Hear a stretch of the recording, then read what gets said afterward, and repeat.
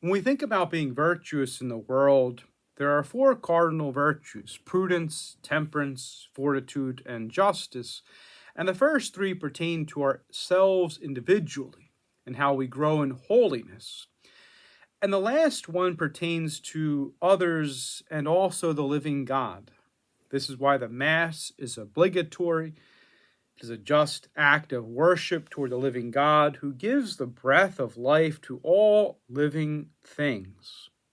But I want to speak in a special way about thankfulness, which is a part of justice.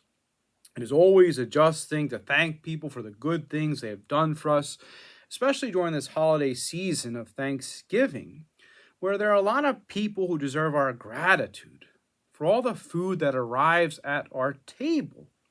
From God, who created the world and the science behind how it works, and how it can be understood by us to cultivate the crops, to those who work on the farm, in the fields, to those who work in the factories, to those who drive the trucks to deliver the food to the marketplace, and to those in the marketplace who sell the goods to us.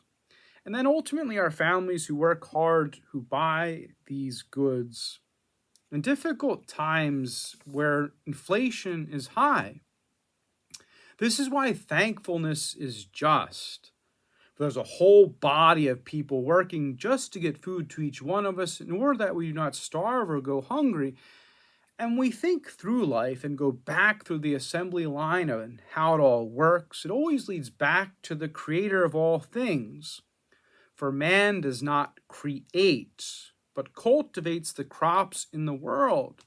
For strictly speaking, man does not create at all, but constructs from what already exists within the world.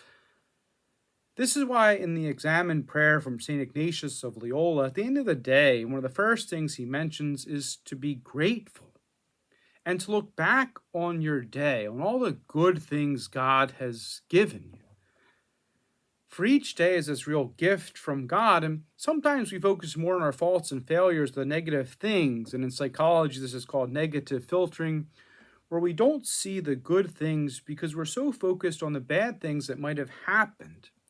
And I believe it's kind of a tactic from the enemy to try to get you or me to not see all the good things God is giving us throughout each day. This is why in the examined prayer, we're called to examine our life in a full or holistic way, such as focusing on the good things and even looking for the good things that happen throughout the day, in which there are usually many, and being grateful for them. In this way, you will develop a more balanced heart as you journey with Christ, and you will learn the road which leads toward holiness and sanctity, which is to give thanks in all circumstances.